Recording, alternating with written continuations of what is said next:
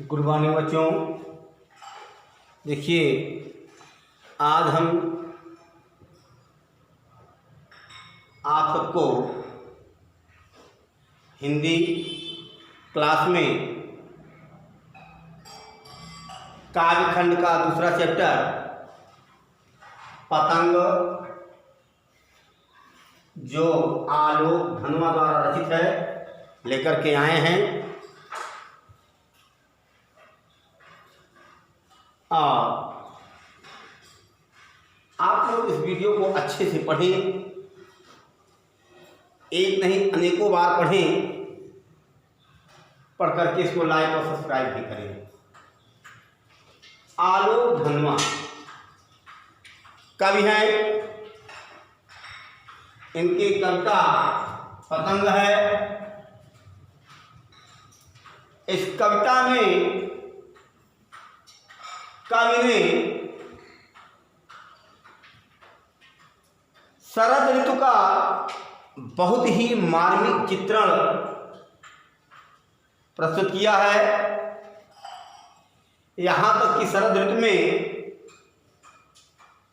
छोटे छोटे बच्चे जो अपने मन में उत्साह, उमंग,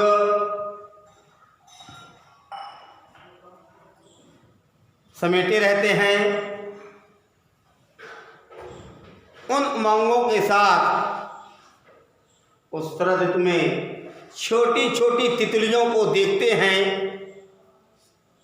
जो पतले पतले पंखों वाली तितली होती है, छोटी सी तितलियां उड़ती हैं, उन तितलियों के पीछे पीछे बच्चे उड़ते हैं और उत्साहित होते हैं, किलकारियां मारते हैं, खुश होते हैं, सीटियां भी बजाते हैं खुशी में आकर के। तो उसी का जो है कवि ने वो जो छोटे बच्चे हैं, बाल सुलभ बच्चे हैं, उन बच्चों की इच्छाओं का ही बहुत सजीव चित्रण इस कविता के माध्यम से प्रस्तुत किया है।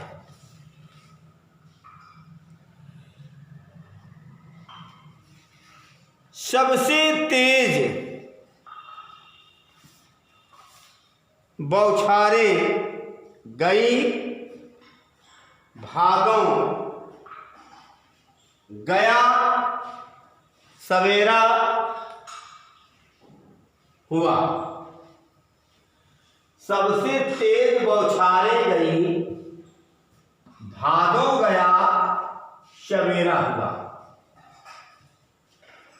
खरगोश की आंखों जैसा लाल सवेरा,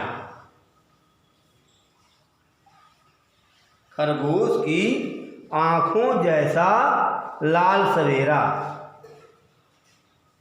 तो प्रस्तुत पंक्ति में कवि कहना चाहता है कि पहले शरद ऋतु आती है, वो भादो ऋतु जो वर्षा ऋतु होती है, भादो का महीना होता है, उस महीने में वर्षा ऋतु होती है। उस वर्षा ऋतु के समाप्त होने के बाद फिर शरद ऋतु आती है। तो उसी में बता रहा है कवि कि सबसे तेज बौछारे गई। भादों के महीने में जब वर्षा होती है, बारिश होती है, तो बहुत तेज बौछारों से के साथ बारिश होती है। वर्षा जो है तेज बौछारों के साथ होती है। तो वो वर्षा का अर्थात बरसात ऋतु बीत जाती है, भादों का महीना समाप्त हो जाता है, और भादों का महीना समाप्त हो जाने के बाद कवि ने शरद ऋतु के सूर्य की तुलना खरगोश की आंखों से करते हुए कहता है कि खरगोश की आंखों जैसा लाल सवेरा।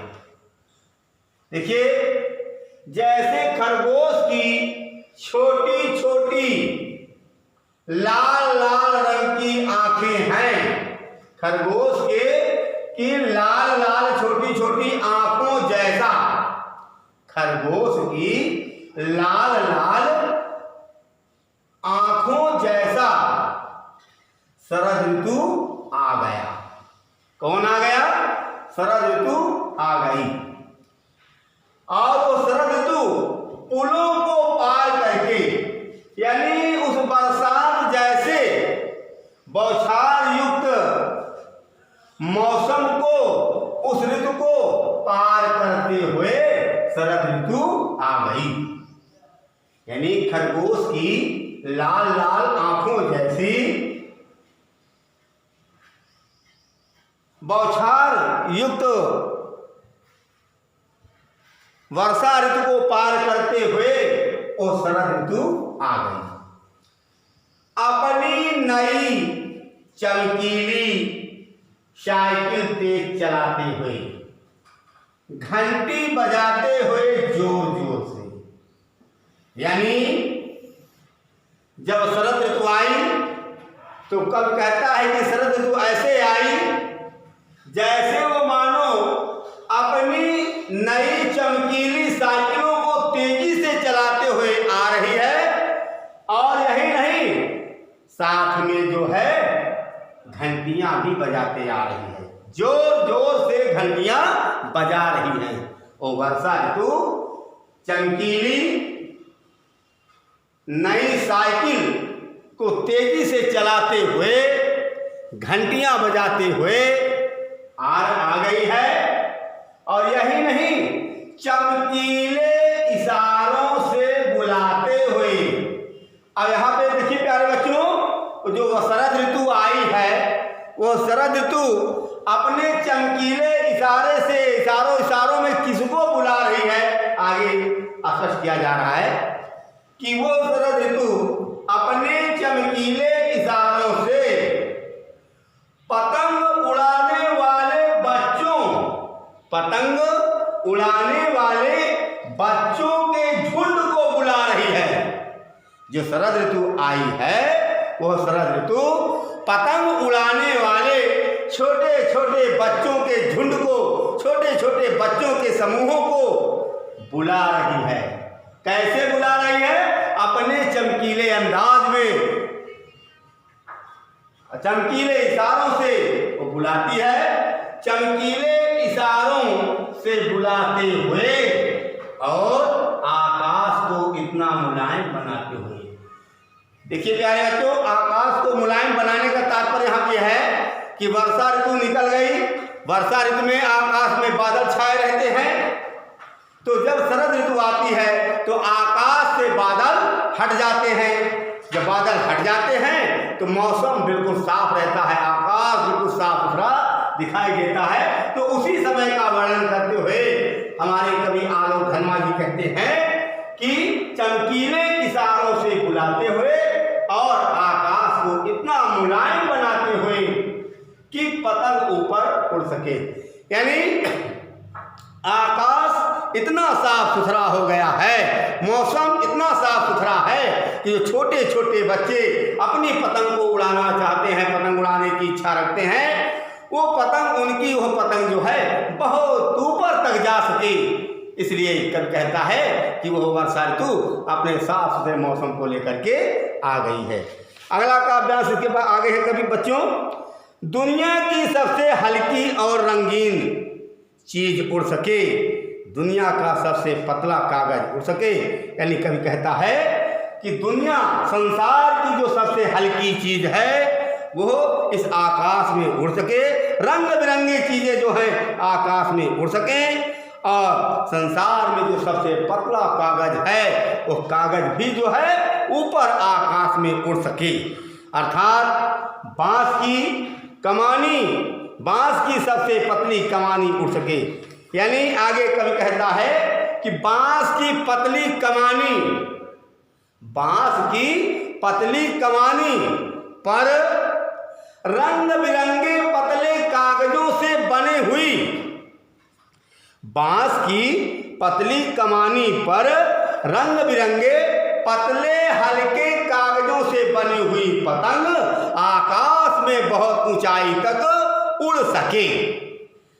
रंग बिरंगे कागजों से बनी हुई बांस की कमानी पर हल्के कागज पर वो पतंग आकाश में उड़ सके। इसके बाद कि शुरू हो सके सीटियों, किलकारियों और तितलियों की इतनी नाजुक दुनिया। जैसे तितलियां आकाश में या नीचे मंडराती रहती है, तितलियां छोटी छोटी पतली पतली तितलियां उड़ती रहती हैं, तो उससे बच्चों के मन में उन उड़ती हुई तितलियों को देख करके उन्हें पकड़ने की इच्छा जागृत होती है। बच्चे बड़े उमंग के साथ, बड़े साहस के साथ, बहुत उत्साहित होकर के उन तितलियों के पीछे पीछे उड़ते हैं और पीछे पीछे दौड़ते हैं, उन तितलियों को पकड़ना चाहते हैं।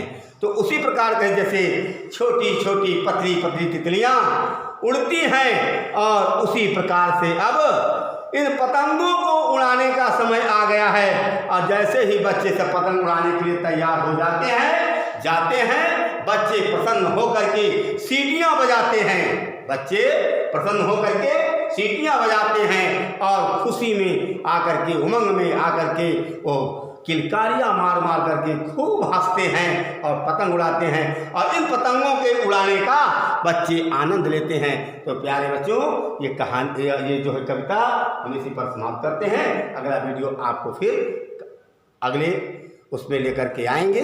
तब तक थैंक यू, धन्यवाद।